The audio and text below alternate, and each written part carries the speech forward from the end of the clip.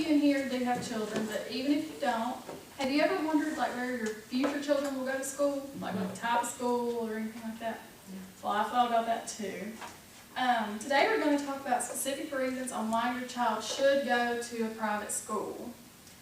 I've actually gone to public and private, and they are completely different. For our main points today, we're going to talk about how children get more one-on-one time at private school because the classes are not so big. Also, children's performance is better because they're at a private school. They're not at a public school where there's so much going on. Private schools, I mean, the classes are small. There's not as many teachers. There may not be as many extracurricular activities, so they're focused more on school and education. And also, safety of children is better because the school is not so big like a big public school. I did a lot of research on this topic, and I actually talked to a master teacher at the private school where I came from, many articles and websites trying to find just the right sources.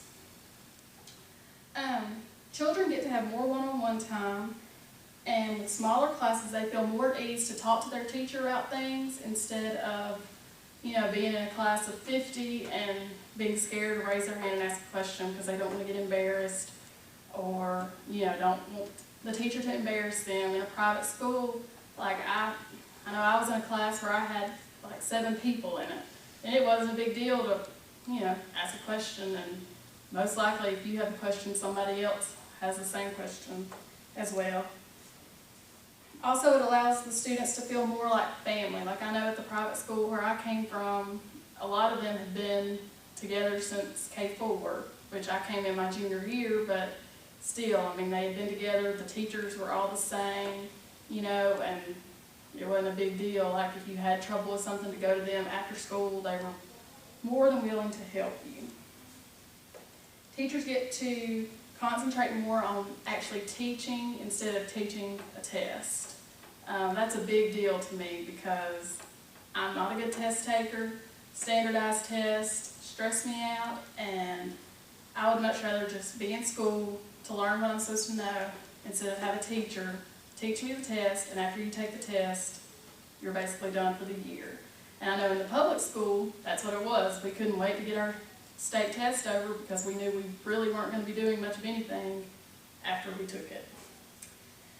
Researchers have found that gains in achievement generally occur when class size is reduced to less than 20 people. I got this information from greatschools.org. Private schools have smaller classes for learning, and for upper level classes that helps out a lot because the teacher can have, like I said before, more one-on-one time with each student instead of just teaching it and not really caring whether or not if they actually learn the information or not. College rates are higher. 92% of my graduating high school class went to college and is still in college. And in most public schools, that's not the case. And I'm not saying I know some people are not made for college, but I think in private schools they push higher education more, and in public school, they just want to get you out so they can deal with the next kids coming up. On a blog that I read on the internet from theatlantic.com, this was a student teacher observing a private school, and she had been observing public school class, and she could not believe in 90 minutes of observing, she said that there were 0 interruptions, 0 yawns, that the kids were not disruptive, there were no cell phone problems, and all 15 students had their homework done. They had reviewed everything in the first 5 minutes of class, and they had their pens and notepads out ready to learn. And I don't know where y'all went to school, but I know in my public school, that was not the case at all.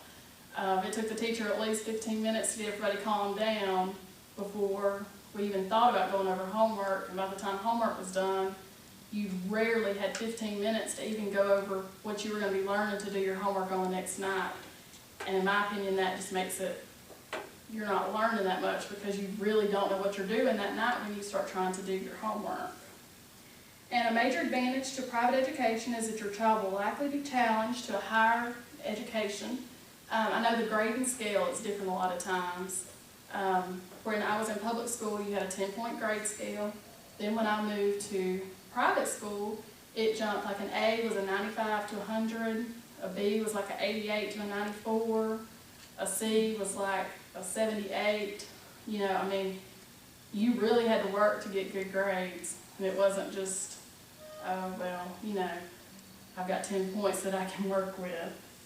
And this information came from privateschoolreview.com.